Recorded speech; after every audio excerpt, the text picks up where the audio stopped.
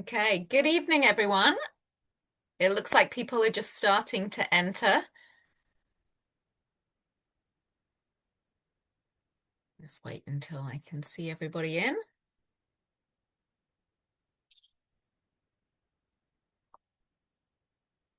Okay, it looks like the numbers are slowing down. I'm sure we'll get some others as we get started. But I think in the interests of time, I'd love to get this session underway. My name is Emma Gibbons, and I'm the Chief Executive Officer of Volleyball BC, and it is my pleasure to be here for our third in this mental health and well-being series that we've been offering. And we're here tonight to talk about the very important topic of remaining calm under pressure and dealing with performance anxiety. And I'm super excited to hear more from our mental health ambassadors as we talk through this topic. So I'd like to first acknowledge that I am coming to you today from the traditional and unceded territories of the Squamish, the Tsleil-Waututh, and the Musqueam First Nation. I'm very fortunate to live and work in the Lower Mainland, but as everyone knows, volleyball takes place across the province, and we are really very honored and privileged to be able to play volleyball across all of the territories that are here in British Columbia. In terms of what we'll be covering this evening, we're going to start with some introductions of our mental health ambassadors, and then we are going to be moving through some topics around understanding performance anxiety, some practical tools and tips, and then how to get back into the game when things don't go your way, and then also touch on team support and their roles. So we've got some questions and answers that we have facilitated and gathered based on your feedback that we'll be walking through. And then there will be some time for us to take any questions from those of you who are listening. So I do want to encourage you to put your questions into the chat or into the Q&A function, and we will try and address those either as we go along or we'll have some time at the end of those. And then we'll have a quick refresher of how you can find some more resources if there's other topics that you want to delve into. So a bit of context that I've been sharing for all of these webinars is that, oh, sorry, I've just got a comment that people can't hear. So wonder if I can't see anything that I can adjust on my end, but if anybody else is having that problem, please let us know. I'm not quite sure how I will fix it. Oh, others are now saying sound is okay, so perhaps it's limited to that individual. But I will say that you will get a recording of this, so if there are any sound or noise in disruptions, then you'll have the chance to get the recording afterwards with the slides as well. So a little bit of context that I've been giving as we start going through these webinars is the context for how we choose these topics. And every year we deliver and send out an annual member survey to all of our participants in club volleyball. And one of the questions that we ask is what impacted your performance this year? And we like to assess a whole range of different options that we know that impact an individual's well-being and the way that they might perform on the volleyball court. And so you can see on the screen here some of the responses that we received. And one of the biggest areas, especially for youth, which is the blue line, is around performance under pressure and fear of failure, and really just what to do when there's a stressful situation that they're performing under. It's been a topic that we have talked about, I think, since we started this series. We do it almost every year, and it's by far one of the biggest requests that we get for support and resources. So we're very pleased to be able to offer this and to hear from individuals in our community that have been in your shoes. So I guess without further ado, I'm going to hand it over to our mental health ambassadors and ask them to introduce themselves one by one with just a short introduction about their playing experience and how they, like their role that they currently play in volleyball. And then I would like them to answer a short question, which is, what does being pressure proof mean to you? And I'm going to kick it off with Akash. All right. Hi, everyone. My name is Akash. I currently play volleyball at UBC, and I also play beach volleyball for Team Canada in the summertime. Pressure proof to me means understanding what triggers you to feel that pressure and then being able to adapt when it's necessary. It also means recognizing that no one is pressure proof. It's more of a overall term, but when you're able to know what's causing that for you and you're able to adjust, that's what's going to make you be able to handle hard situations in those hard times and succeed in your sport. That's awesome. Thank you. How about you, Shanice? Hello, my name is Shanice. I am the head coach at Queen's University out in Kingston. I played volleyball a long time myself at UBC with Kyla at the same time. Played for our national team both on the indoors and on the beach, and had a professional career as well. So that's a little bit about my volleyball journey. Pressure proof to me means your ability to adapt, I think, like Akash said, and just to find resilience through the turbulence of playing sport. No one is perfect at any level. Even the highest performers are not perfect. But I think what they do a really great job of is adapting really quickly between points, responding when they need to respond rather than letting errors compound. That makes sense. Yeah, having that fluidity and flexibility. Derek, how about you? Hey everyone, my name is Derek. I currently work as a mental health counselor and actually specialize in working with a lot of athletes in the work that I do. I work at Trinity Western where I work with a lot of the Spartan athletes there and then a bit of my own private practice and stuff. But prior to that, I was a volleyball player for many years and played at Trinity Western, played in some clubs prior to that, Fraser Valley Focus Volleyball Club and yeah, a little bit with the junior national team. And so my world is very indoor focused, but yeah, love my time as a volleyball player. And then now kind of focus on the mental side of things in my work.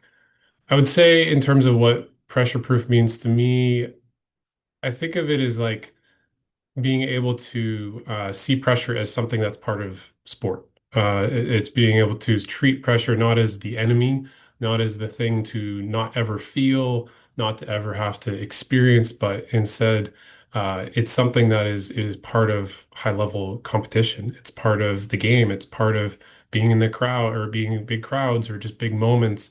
You know, pressure is kind of, I think when we can frame it as something that we sign up for by choosing to kind of go into these things, I think that's where we can become, very resilient in the face of it, where it's something to move towards rather than something to run away from. And so I find when I'm more pressure proof, it's usually because I'm leaning into I can be in this, I can sit with this, and I can be okay because it's part of where I want to be. It's a challenge, not a threat. And I think that helps me a lot. Yeah, I love that. We're going to get into a little bit more about tips and techniques for doing that later on. So that's a great start. So Kyla, last but not least. Hi everyone. Sorry I'm late. I was playing 4-on-4 with my U14, so I couldn't, we were winning, so I couldn't step away. So sorry I'm a little late. My name is Kyla. I played at UBC for 5 years, with Shanice, as she said, where we won 5 national championships, which was really fun. And after that, I played 9 years, professionally basically all over the world, in 9 different clubs and countries. And I played national team for I think about 15 years. I first made junior national team when I was in grade 10. So like Derek, I was just all in indoor. And I loved it.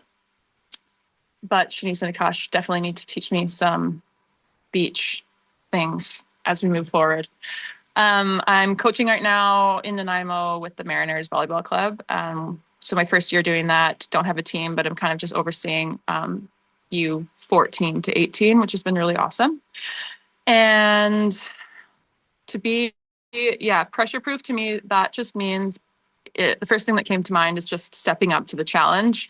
I think pressure can be seen as kind of like almost like a negative thing to deal with, especially thinking about it when you're younger. I think as you get older and you have more experience in games, that pressure is something that we like and we want. Like if there's pressure on us, that means, like maybe you have a big job on your team or it's a really important game or something like that. And I think fueling that feeling of pressure into something positive, as everybody's been saying, I think is kind of the key to do that, and just taking steps in order to kind of play your best under that pressure. Because as everyone said, like pressure is always there, can always be there, and everybody's making mistakes. So how can you bounce back? And yeah, just really step up to the challenge. Yeah, I love that. As you were talking about that, I was thinking about just watching the Olympic Games and like the amount of pressure that those athletes are under, and how that kind of brings the best out of them, I guess, which I think is what you're all alluding to. So, to start with, we're going to deep dive a little bit more into understanding performance anxiety and what that might look like or feel like, or what helps create it. And so we'd love to hear from all of you about your experiences in this area.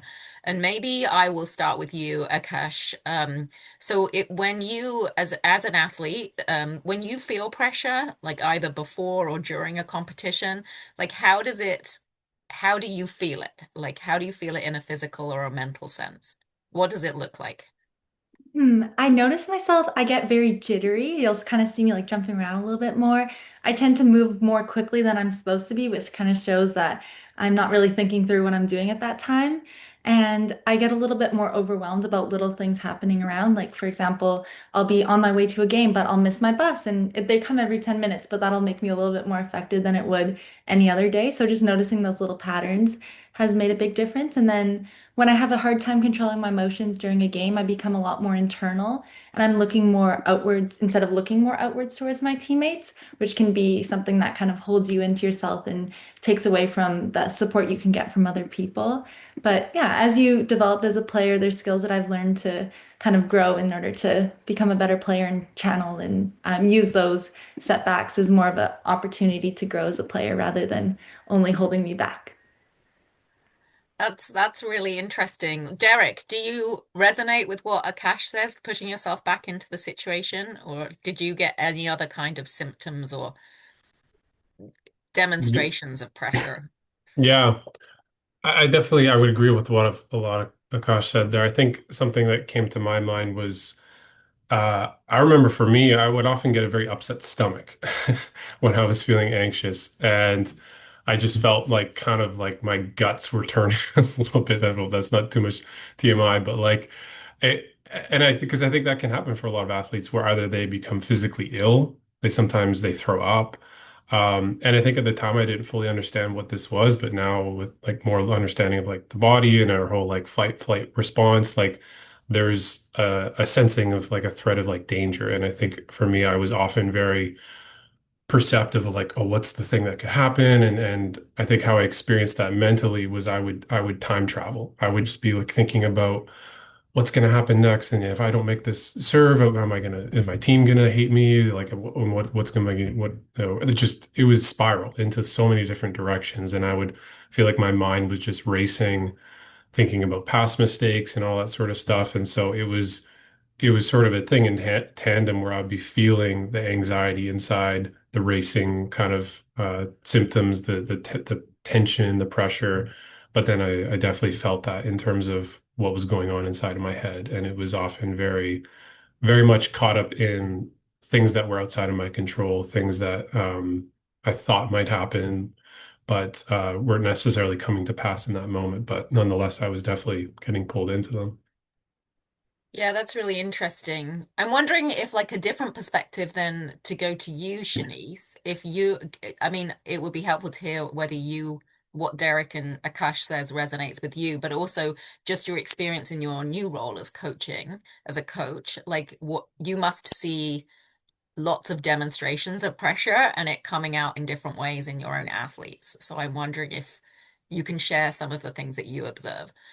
Yeah, I think for me, playing, it really just manifested physically for me. I didn't I wouldn't say I would notice much of the mental component when faced with pressure, but for me, I'm like to this day, even in my job as a coach, I get incredibly nervous before games, even if I'm to play like a rec volleyball game, I get incredibly nervous. I think that is just part of my process. Get that like feeling in the pit of your stomach, like, oh, I have to perform and I have to perform well. Or I guess for me, I want to perform well. So I think that's a little bit where it stems from.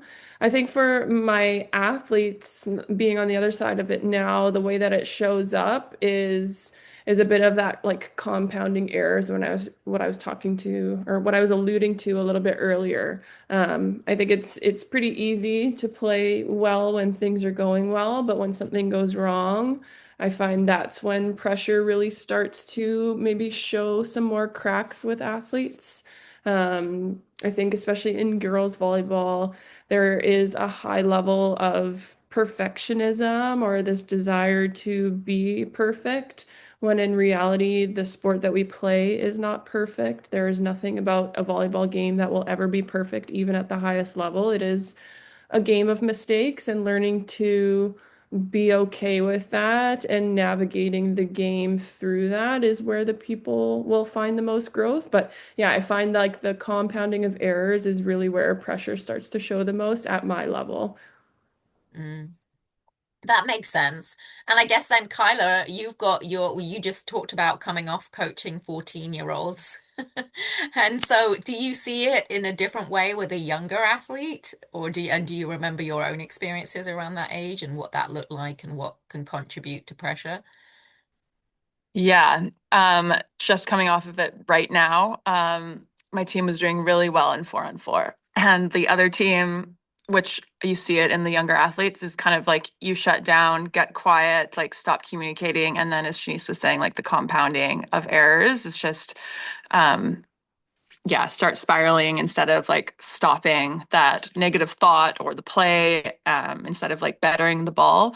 I think, yeah, as everyone said, kind of that feeling of like internalizing everything and not reaching out, as everybody's been saying. And yeah, which is very similar to, I think, how I would feel at that age as well. Just thinking that there's so much riding on this play or this game or the tournament, and yeah, just kind of succumbing to that pressure, but mostly just going internal, I think is what I remember and what I see at this age group.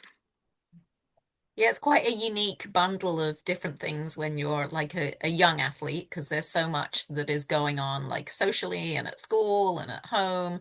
Again, I'm just going to open this up to any of you actually about like, do you think that there's a different kind of pressure, I guess, on youth athletes and things that might get missed by those adults, the parents or the coaches that are there to support them? Does anyone have any thoughts about that? Yes. Go, go, The go, short Sam. Go for answer, it, Shanice. yes. No, I just think like athletes in this day and age, there is much more of a comparison than there was like when I grew up playing volleyball. I didn't have social media growing up. It was Facebook, and Facebook wasn't that cool. Not that I'm that old, but I think for athletes, this like everything is so easily accessible. I think, you'll see a lot of youth athletes that'll post their highlights on Instagram and things like that. And it's very easy to start to play the comparison game to what other athletes at that same age level are doing, or maybe someone on your own team. And I think you're kind of like inundated with that. Versus, I think when we grew up, Derek, Kyla playing volleyball, it was really easy to maybe just focus on volleyball because you can't compare yourself in the same way. So I think there is like an added layer of pressure purely because of how much media you're taking in on the day to day. That makes total sense. I mean, that goes across the whole of society, so I guess sport would be no different. Akash, you came off mute as well. Yeah, I think another point I would add to Shanice's is that volleyball is a late developing sport. So, as you said, like 12 to 18-year-olds, people are starting to play at 11 normally, maybe 10 if they're starting early. I know I didn't start till I was 11, but it's different than other sports like soccer, where you started that sport maybe when you were 4 years old. So, everyone kind of starts at the same time. So, knowing that different people are going to develop at different times, and just because you're not necessarily the tallest person right now, or you're not the strongest person right now, it doesn't mean that you won't be in 4 years or you don't have the ability to become that way. It's not the same as other sports where it's like, oh, who can. It's very different in that way. So, and it's important to remember that and that give yourself that kind of grace as you're developing in the sport because it's a lot longer than other things that you might be doing. Yeah, I think that's really helpful. I'd like to shift now into some practical tools and tips because I'd like to pick all of your brains about how you've been able to manage performance anxiety. So I guess, Kyla, I'm going to start with you. Did you have like a pre-game routine that would help settle the nerves that you talked about? Was there something that you did? I mean, I don't want to use the word ritual, but like I know that often people have sort of set things that just helps them get into the right mindset. So would you be able to share that with us?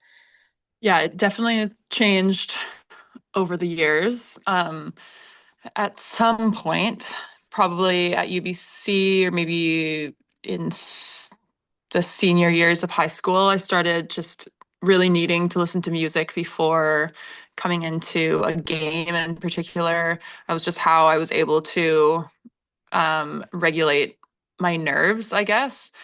Um, as I got older, I actually used music to actually like decrease my like heightened sense of awareness. So when I was younger, I was like really trying to pump myself up. Or if I was like exhausted on a national team tournament that was 3 weeks long, I was like, trying to pump myself up.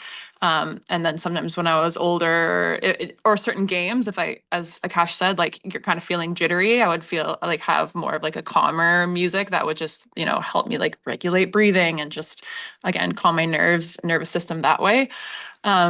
For me, I still have nightmares about forgetting my knee pads and being late to a game. Like I think I had one 3 days ago. So not that it happened, but it's just in me. And so always pack the night before, make sure you have jerseys and whatever, all the things that you need.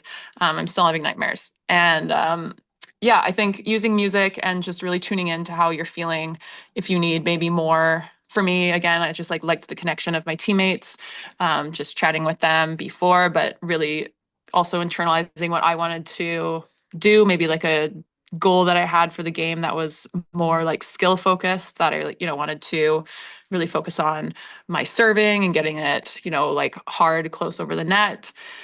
Um, Things like that. But yeah, I was told early on in my volleyball career not to like make superstition rituals, as I think you were alluding to. But yeah, music for me was really big. Yeah, yeah. I think actually a bit of a plug for our resource page for that is that we do have like a little music mood card that you can download if you go to the Safety Hub because there is such a link between music and creating the positive mindset. So it's interesting that you said that. Derek, how about you? Were there some things that you used to do to just help calm those nerves? Yeah, I think I would second. Although I guess I like music now in this stage of life, I think for different reasons, just to kind of put me in a different state of mind. I think it can be a reliable tool for something like that.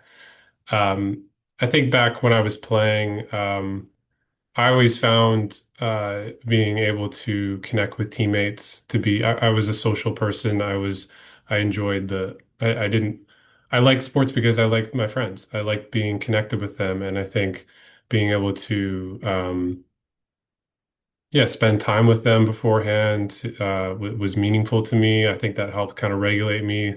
Like there is such a thing as like, co-regulation. If we're around people who sort of bring us into a state of feeling calm ourselves, like we'll feel more calm. So I think there's something there of like finding people that kind of you feel that with, and if that's what you need, like find that. I mean, I think on the flip side, sometimes we can get so rigid on, oh, I have to have this in order, and this is what I need, and in order to perform one. And I think what I've learned over the years too is like it changes. Sometimes like Kyle was saying, oh, I need a pump up. Sometimes I need a bit of a calm down. Sometimes I actually just I need nothing. But like the sort of central idea there is just checking in of like, what do I need right now to kind of get me into a good state, into a more optimal performance state, and I think it's nice to have some flexibility in that response instead of like, oh no, it has to go this way or it has to be this. Because sometimes that's not what actually we need, but we're forcing it. And so I think I've learned just the value of that kind of flexibility. Mm. Yeah, I like the idea that of checking in and figuring out what you need in that time. So there's some flexibility in that as well. I'm shifting into like what happening in the games, and we have sort of talked about that, Shanice, in terms of you referenced like the compounding issues that happen can happen in games. So for in your own experience, when you were in that moment and you were in the game, like how did you settle those nerves? Like, was there something that you did if there was like a reset, if something wasn't going well, that you just did or said to yourself in terms of trying to change your mindset? Yeah, I think two things. I think the first one is the power of your own voice. And so I think I learned pretty early on to focus on the next action rather than to think about the past action. So for me, if I were in a match and I were to play or make an error, I'm either verbalizing to one of my teammates, I got the next one, or I'm at least saying that to myself so that at least makes it a little bit more forward facing versus ruminating on the bad plays that may have happened. So I found that to be really successful for me. I think the other thing is some sort of like physical touching. So when I played beach volleyball, for example, I would really try and like clap my hands before playing the ball, just as a way to like, again, get out of maybe my own brain and into my body a little bit more. I think I learned that one from my husband, actually, who was an Olympian, and he did that before every time he would set the ball. I think that's just like such an easy thing to do, whether it's like you're snapping, you're clapping. Um, to yes, get out of your mind into your body and think about the skill that you need to perform. And it's like such a quick thing that you can do that you again don't have to think about it too much. I love that. Super practical and something you don't need anything for. Same question for you, Akash. Like, is there anything that when you're in the game, when you can feel your anxiety getting like heightened, or is there something that you say or words or like something that you do to try and reset that and help under the pressure? There's always the task of using your breath, so that always helps, just taking deep breaths in and out to kind of center myself again. Another thing I like to do is kind of notice things around me. So I'm a really big fan of lights, so I'll always look up and I'll just try to find and count like three or four lights, and just giving me that myself that time to look around and notice what's around me rather than thinking about what's internalizing inside of me, because in a game that information inside isn't very helpful. We need to be able to put that away and focus on what's in front of us. So looking at the lights and kind of counting as many as I can in that moment in a slowly paced manner helps me center myself. Yeah. Do you have any like words that you say to yourself, or is that something is it more visual for you? It depends on how I'm feeling in that moment. At times when I'm feeling like I have less confidence than I need, I'll continually tell myself, I'll say, you got this, you got this. And it might sound crazy, but I'll say it out loud too, because when you hear it, you believe it more. Another thing I'll say is when I feel like I have the confidence to do what I need to do, but I haven't done it yet, I'll tell myself, come on, Akash, and kind of hearing that word and hearing my own name kind of it's almost like cheering myself on, which sounds funny, but it really works. And Yeah. then another one I use is in games, like you're not always going to be like this. You're not always going to be at your peak. And when I feel myself teetering down a little bit, I'll tell myself, I'll use the word focus. And by telling myself to focus, it kind of helps me bring myself to that moment again. So those are my three phrases that help me the most in game. I love The that. You just simpler, the like better, I reeled think. them out as well. Like you Yeah. you've worked on those. I love it. Like that's super helpful. So continuing with that theme, I guess, like of what to do in game when you reset and when you need to reset. So going back to you, Kyla, like is did you have anything that helped you stop that downward spiral that we've been talking about? Yeah, everything that everyone has said, I'm similar to Akash, like just saying I got this. Same thing, like the connection piece is really big. So if I've like made a mistake in um reception, then like usually, everyone comes into the huddle and then I'll like start talking to my passer beside me right away. It's just for me, like technical and tactical is also really good, which also kind of gets me out of the past mistake and just focused on the next one. Like, okay, you have that seam, I'm going to take the short, and just like talking it out helps just again to focus on what's coming next. And same thing in attack, usually, yeah, into the center and then straight to the setter, just saying like, I got the next one, as Shanice was saying, or yeah, just kind of focusing my attention that way. Um, for one of the things that I used to say to myself when I was serving is like just little sentence of like just like a million times before. Like I don't know how many times you serve, and it's just, a million and one times, and just like nothing changes. It's the practice where you have good serves and then in the game, just like you always do kind of thing, like just something like that. Just to, you know, center yourself a little bit more to take those nerves. Shanice, going to you as a coach, because I know they've got quite a lot of coaches on the call, and this came up. Like, is there anything that if you can see someone in your team or collectively where they're going into that spiral and the pressure is getting at them, is there anything that the coach can do, can say, can add to that situation in terms of helping the players manage it? Yeah, I mean, I think for me, it's maybe a little bit different at the youth sport level, but I think what's been most helpful for my athletes is like, let's say I'm calling a timeout, for example. There's no need to like talk about the errors or the things that's not going well. Really, in those moments, I just try to remind the athletes of the game plan. Okay, this is what we're doing in this situation. Be prepared for this from that attacker. Okay, we need to block line against this attacker, and reminding them of those pieces, and then getting them when they go back onto the court to verbalize that amongst themselves. I think the better that athletes can get at playing the game out loud, it just allows you to navigate maybe some of those spiraling pieces a little bit easier because you know what the task is at hand versus like maybe floundering and not knowing what you're doing and then being scared or nervous about your errors because you have no idea what's going on. So really just trying to reiterate to them, this is the game plan, and that doesn't always happen, I think, in club volleyball, but if you can give them one tactical thing to work on or maybe one attacker that you want to focus on, I think those things will just allow for athletes to not be in their own heads as much. Yeah, that makes sense. Yeah. I love that, especially not focusing on the mistake because everyone's very aware when things things are not going their way. I'm gonna open this one up to the group because I know you've all had various like injuries or slumps, I guess, is like maybe going through a phase where things aren't going as well for you. So if you're in sort of, I guess, more of a prolonged stage where things aren't going well, so it's not just that one play that didn't go well, it's like multiple games, or you're trying to rehab and build yourself back up. Like, were there any, can you tell us about your experience of that and how you've helped to sort of rebuild your confidence or your ability to withstand that pressure during more of a prolonged phase? And I'm going to keep that. Oh, Derek. I can share. Yeah. So in my grade 12 year going into university, I tore my ACL. And so I was out for yeah, a year and a half almost. It was a long time. I mean, it was the rehab process and all that. And th I don't think this is something I fully grasped at the time, but it's something that has been helpful for me even now as I navigate, various things that come up.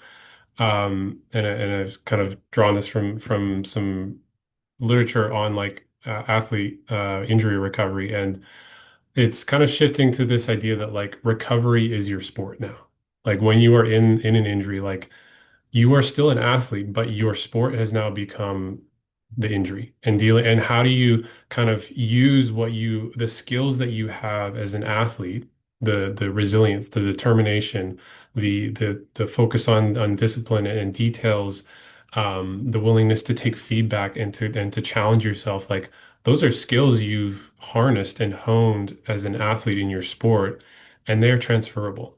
And I think when I look back at my recovery, the times when it was going the best was when I was treating it as this is what I'm doing now. And this is part of like the bigger picture. And I think like that's obviously there's grief associated with that of like giving up the time that we wanted to be competing and playing. But I think that the sooner we can kind of shift towards like, okay, this is part of it as well. Like injury is part of being an athlete. And I think a lot of us some people can get lucky and not, get too much of adversity in that domain. But I think it comes for many of us. And having some ways to respond that I think are helpful. And I think again, to add on to that, something that helped me a lot was just compounding like small wins, right? The little wins, like it's different kind of wins. Like it's getting off of crutches, it's being able to bend my knee again.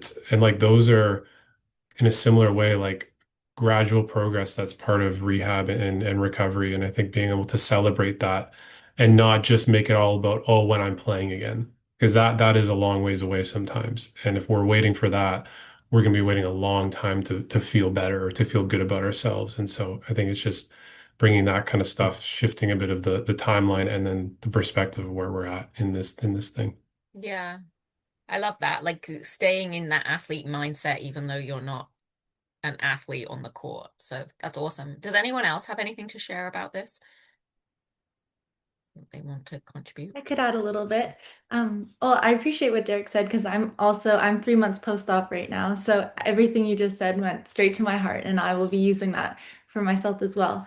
But just to build off of it a little bit too, I think it's important to recognize that there's a lot of grief that comes with injury too, and being able to accept that and kind of acknowledge that you're feeling that is okay and it's important because you know you're not where you want to be, but to get where you want to be, you need to be able to accept that in order to move on. So, kind of understanding those emotions are going to come and they're going to go, and making sure you're processing them is very important and using the resources you have to do that too. So, whether it's family, friends, social support, what you have, make sure you use that because you're not alone in your journey.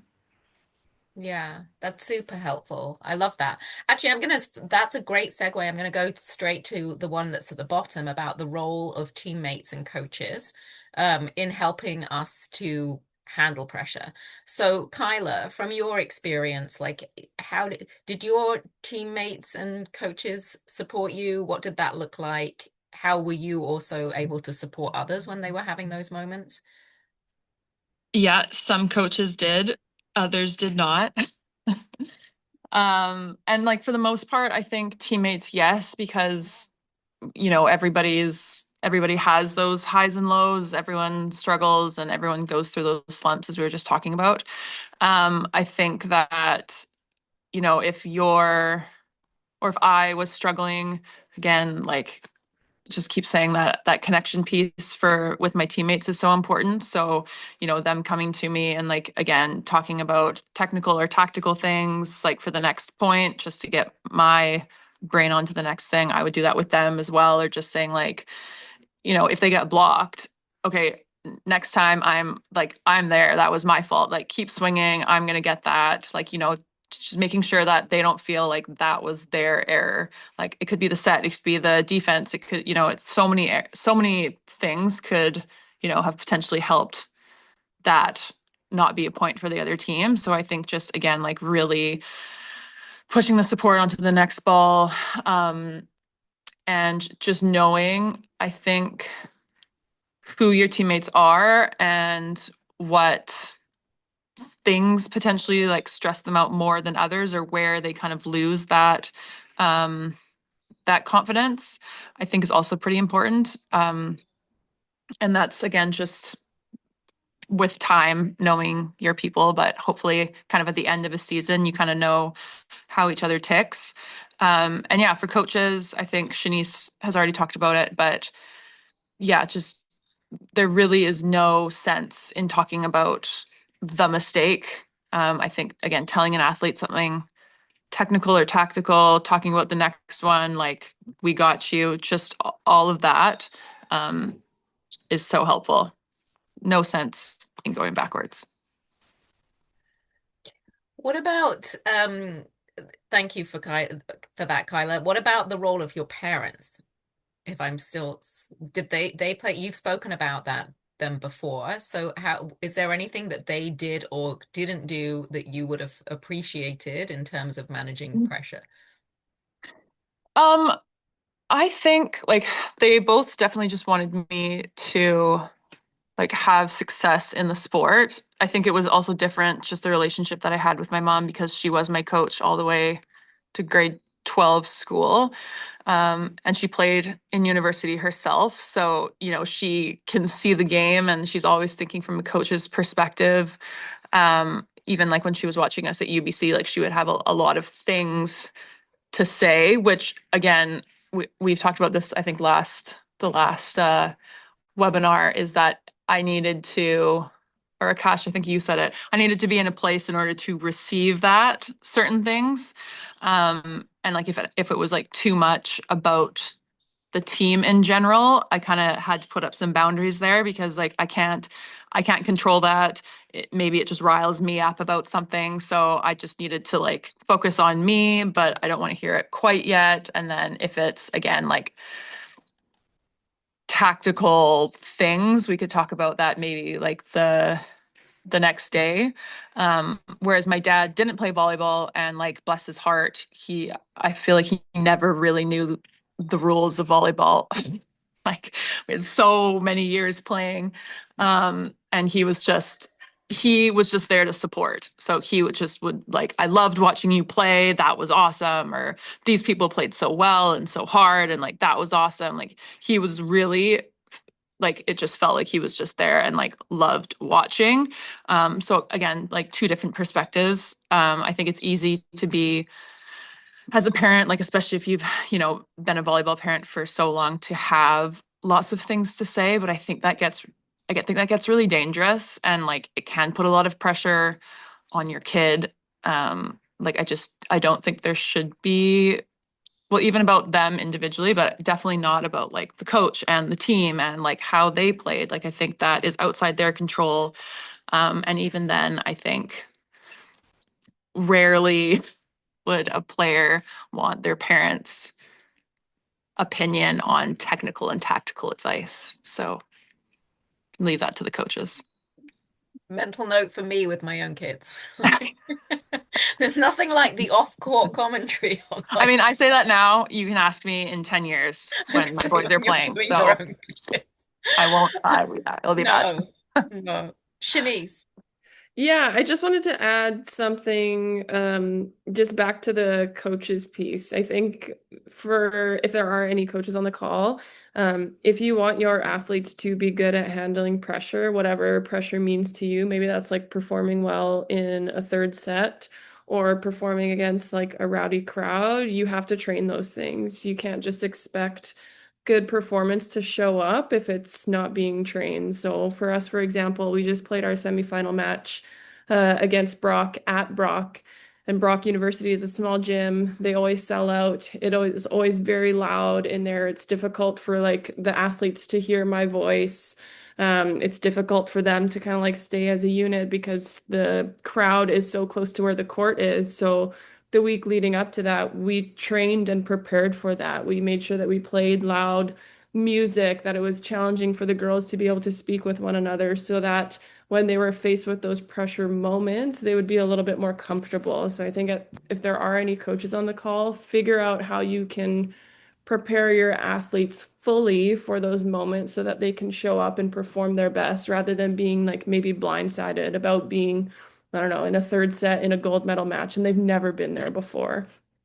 That's really important. I can see that even the translating from that when you can see the athletes turn up at provincial championships and they walk into Tradex and there's 19 courts and the sound level is off the charts and there's whistles Yes. blowing everywhere. It's a very different environment than you're practicing in a gym with not much going on. So I love that as a suggestion. Going back to like preparation and the role that that can play in helping you to deal with performance anxiety, or maybe even reminding yourself that you have put preparation in when you're in those moments of anxiety.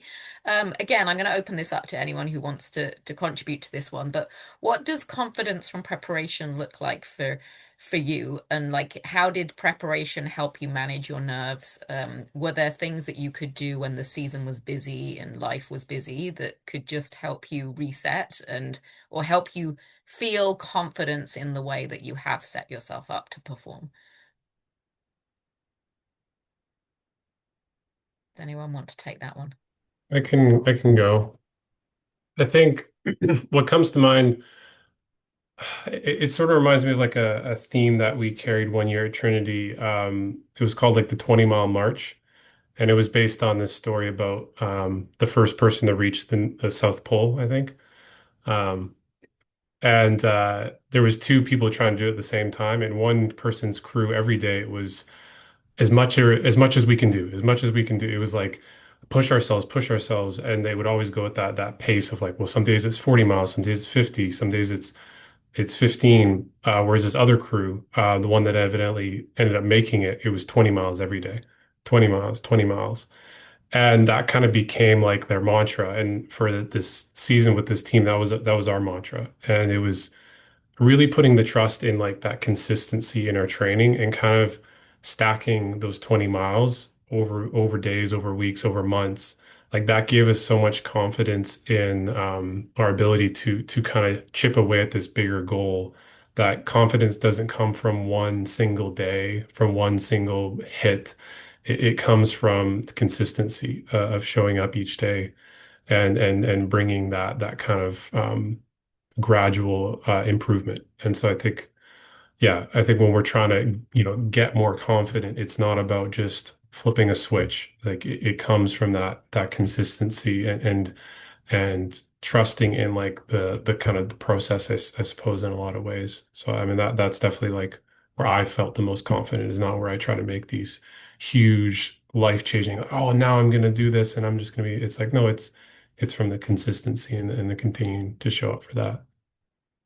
Yeah, I love that. Like the consistency and just like trusting the process that you've been through, I guess. Anyone else got anything that they want to add around preparation or anything that they, oh, Akash. I could add a little bit to that. I think when going into practice, you want to practice with intention and you want to lead with reflection. So before going to a practice, it's not all about the movements, but do you know what your goals are before you start so that you know what you're trying to achieve? And then after, are you able to reflect on that from a non-judgmental kind of point of view so that you can see if you're making that progress that you're striving towards? And when you're having that constant reflection with yourself, you're able to kind of see if you're making the progress that you need, and that helps build your confidence for preparation as well, because you'll notice that trend and see if it's making the progress you need. Yes, that's awesome. Like a very intentional entry and exit from those experiences. I'm going to go to some questions that we've had sent in, because I we've covered quite a lot of the different topics here, but there are some that we haven't touched on. So again, I guess I will open this one, and we've kind of already talked about it a little bit with what you said, Kyla, around the role of parents. But we had a couple that were, what can I do as a parent when my child is very hard on themselves when they make mistakes during the competitions? So I guess that's like, again, do any of you have thoughts from your own experiences or ways that you think that a parent can support when they can see that their child or their athlete is going through really tough times in the middle of a tournament? Kyla? Kind of just what Derek was talking about. Like, I think bringing them back to like even right now where the club season is, the age groups have either had like one super series or they're just about to go into it. So I like there's been like for our U18s, they've practiced for a million weeks and like have their first super series now coming up. So they've had like 13, oh no, maybe not 13 weeks of practice, but like a lot of time. And for me, like hoping that if this situation arose on the weekend, that someone's able to bring them back to all of this preparation that they've had, all of this time, all of those reps. Like, it's not, yeah, dictated on this one set or game or two games. Like, you still have the ability to, play two maybe not great games and then come out and have an awesome next game. I think just changing that mindset of like, yeah, I'm not playing well right now or whatever it is, but knowing that the opportunity is there to have an amazing next game. And I think as everyone's kind of alluded to, that stacked preparation is the confidence, like in evidence that you're doing the reps, that you have those intentions and you've reflected and you've, prioritized sleep and nutrition and all of these things. Like the club teams, like especially that are going into it right now, have put in the work. So I think just really like taking that to heart, and for a parent to say that, or anyone, just to focus on the preparation that they've had, and that they absolutely have the ability to, have a great game. Mm. Yeah, that very much links to the confidence from preparation that we were just talking about. Yeah, exactly. Does anyone else want to contribute anything to that? Like the role that parents can play, if there's anything that can be said or done in that environment, or not said or done? I don't know if this is adding, but I'll give my 2 cents. I am not a parent. I will say that first and foremost. Um, but I have worked with some athletes who are so incredibly hard on themselves. And it's really challenging as a coach to help them through that. So I imagine that for that parent, it's even more so, maybe on a different level. Um, I think like the best advice I could offer is to be that support for them, to be that sounding board for them. I would hope that they're getting a level of support from their coach who is reminding them of the things that they're doing good. But sometimes maybe that needs to come from the parents because I think it's so easy as an athlete, if you are hypercritical, to never be able to see the good things that you are doing, but there needs to be somebody in your corner, and the easiest person would likely be a parent to remind you of the good things. And I remember being a young kid and not wanting to listen to anything that my mom would say. But I think what I really appreciated about my parents was that they were always that for me, like reminding me of the good things, whether I could see them myself. Now, was I super hypercritical of my own play? No. But I think just having that safe person to land on, and even at the end of the day, know that someone out there saw the good things that I did really went a long way for me. So I Mm, don't think that's a perfect answer. I think that's like such a difficult space to navigate. Um, but I think it's just reminding of the good. And the more mm, that either a parent can do that, or maybe a teammate or a coach, I think the easier, or at least I would hope the easier it is for that athlete to start to see the little good things. mm, mm. Mm. Yeah, I think that's very key. Like it's very easy, as we talked about earlier, to be in that downward spiral. And so you start feeling like, to Kyla's point, you haven't done the preparation, you're not ready, you're not like performing. And so then having someone outside of that observe it would be very helpful.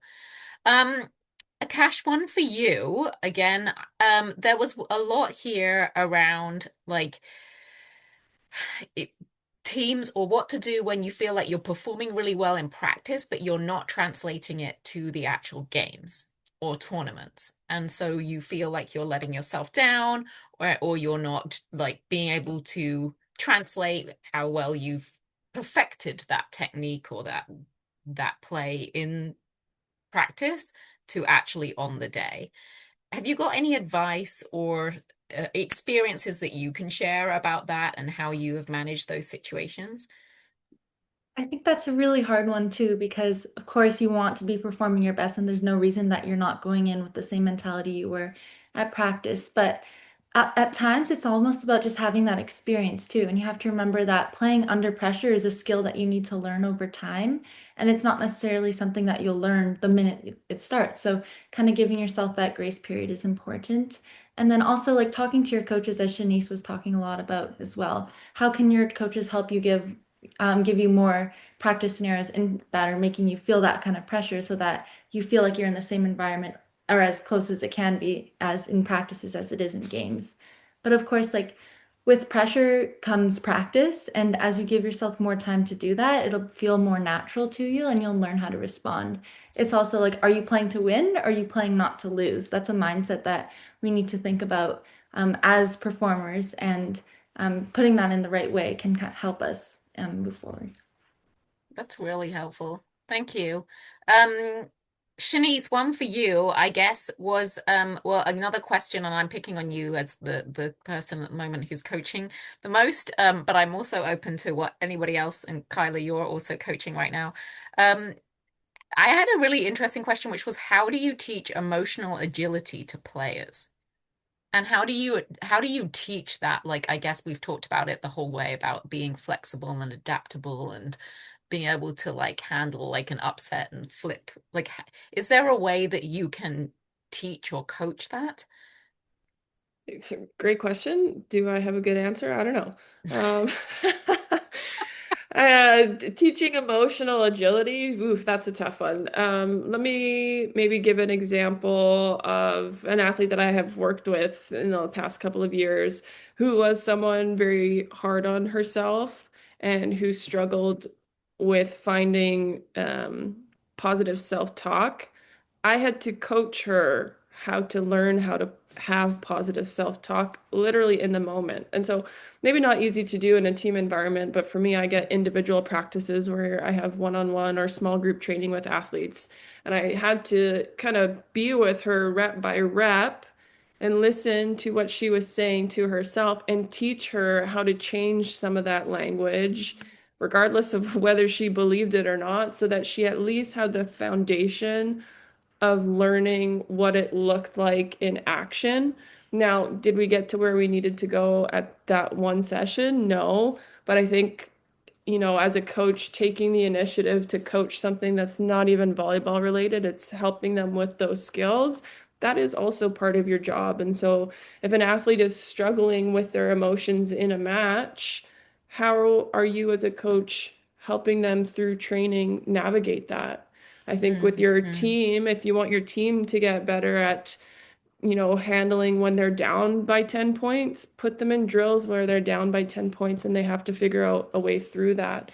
And how do you have debriefs with those athletes, with your collective, so that you're all on the same page moving forward? Like, I don't think it's a clear-cut answer, but I think it's meeting your athletes where they're at and providing the resources and the skills for them to get what they need in order to get to where they want to go. Mm.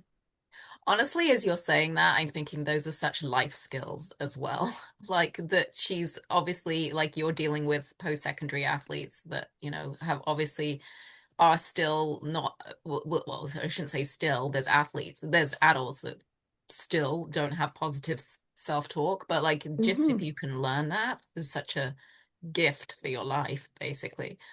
Um, Anyone else got anything to add to that or thoughts around that or ways that coaches have helped you adapt with your emotions?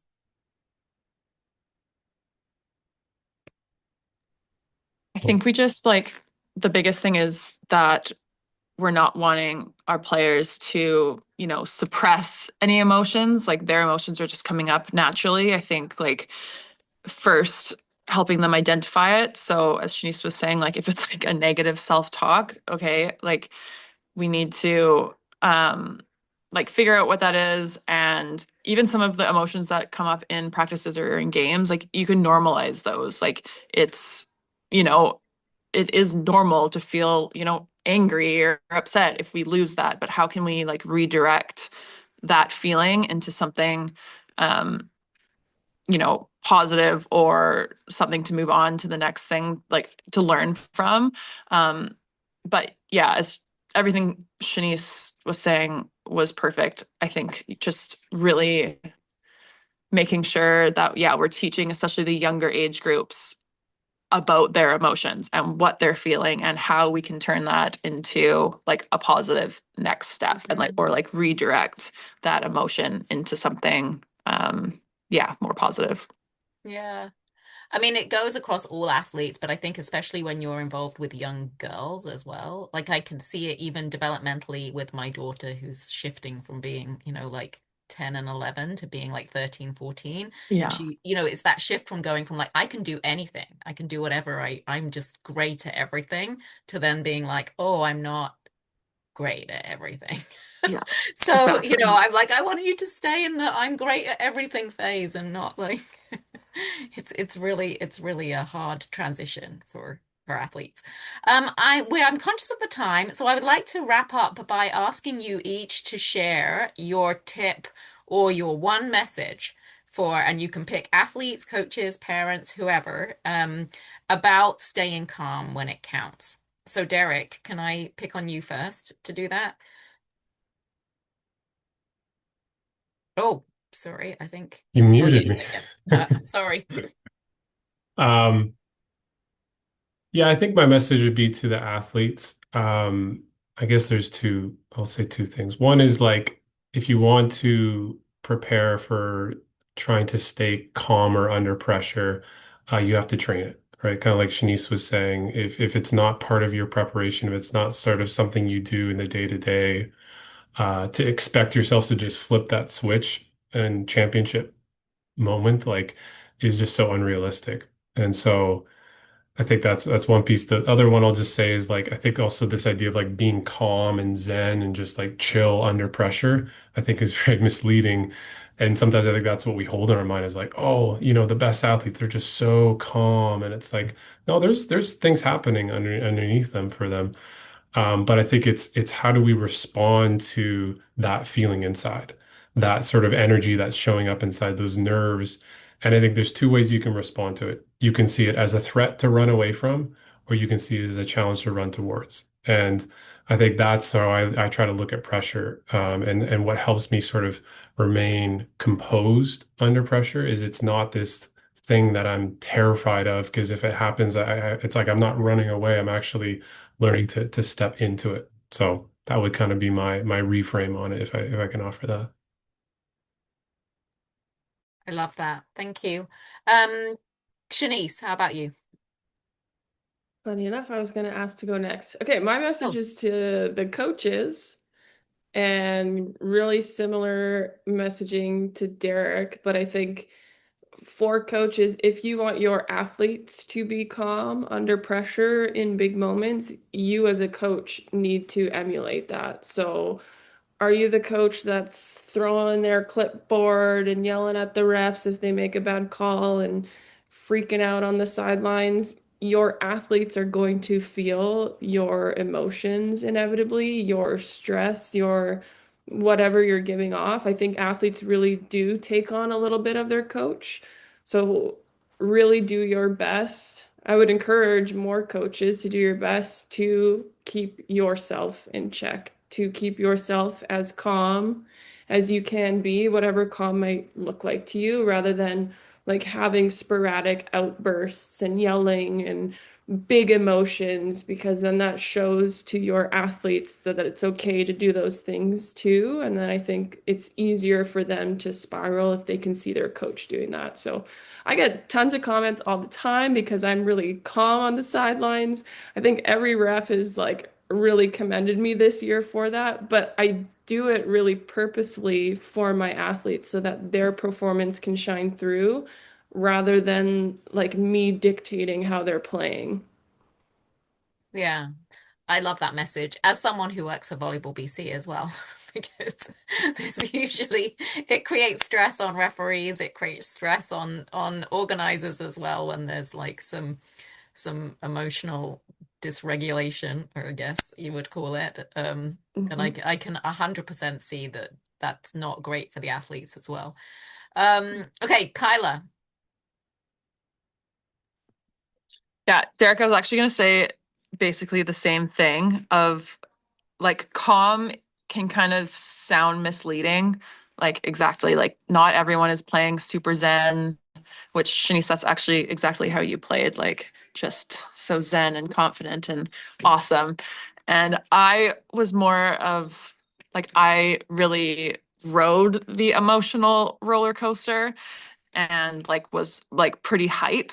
So if you looked at me when you were playing, you probably wouldn't be like, that girl's calm right now. Like was talking and yelling and celebrating and like really feeling, I guess, those emotional highs too. I think like the key into all of this is like you don't need to be or feel calm in order to perform well. It's more of that like reset to your calm, I guess. And like again, my hype, being hyped and having more high energy, like to a point of a threshold, obviously, of like I'm still focused and like in control of my feelings and my body and all of that. But just knowing that I think the most important thing is that reset after a mistake and just being able to move on to the next point. Not dictating everything is riding on this set or this game or this point. I think that's like really important to be aware of. And yeah, I think like one thing for me is like just remembering that nerves mean you care. And I was told at some point in my career that like the feeling of nerves and butterflies in your stomach is like similar to when you're feeling excited.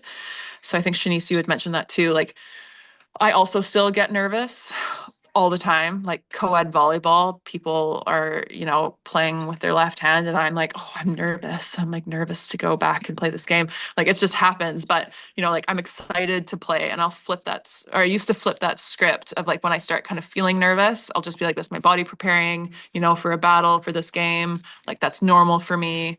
And it just means that, I'm excited. I'm excited to play. So I kind of would flip that seemingly negative feeling into something positive and knowing it was just my preparation for the game. Yeah, I love that. Like the yeah, trying to twist it into like a positive sense. You're right, they're very, very similar emotions, like physically. Akash. I'll speak to the parents just because we haven't got there yet. So, parents, it's not end all be all. Each game or practice is an opportunity for your child to learn and grow in many more ways than one. And it's important to recognize that your child can take help, but also find different ways that they grow from opportunities that may feel only like setbacks. And most importantly, kids mirror their parents' behaviors and will learn from how they respond to pressure as well. I love that. So too. So similar message to Kyla's about coaches is like, yeah, we and I appreciate that as volleyball VC too, because it's hard to regulate behaviors in the sands even more than even more than on the court. Well, thank you all so much for your contributions tonight. I think I'm going to skip over this slide because we've been through a lot of questions, but I just wanted to finish by sharing with everyone that we do have a safety hub on our website. So we have a safe sports section in there, and there are lots of different resources and tools you can download. Like I talked about, there's a music mood card. There's some worksheets there that I've got some samples that I've screenshot and put up there. Um, there's also a ton of different handouts that we developed on different topics, and performance anxiety is one of those. And we also have a whole lot of links to other webinars that we have done. And as I said, there are a number on performance anxiety or performing under pressure or related topics. So please head to that section. You just go to Safe Sport and then there's a mental health button, and we have all of those resources there, and um we would love it if you took advantage of those. So I'd like to finish by saying that I will be reaching out to everybody who attended our sessions this over the last 3 months, and we'll probably be sending out a quick survey to find out how useful you found them and see if there's other topics that you would like us to address. But in the meantime, I would like to finish by saying thank you to our mental health ambassadors for another super useful and informative session. It's been really a pleasure to speak to you all, and thank you for your time. Have a good night, everyone.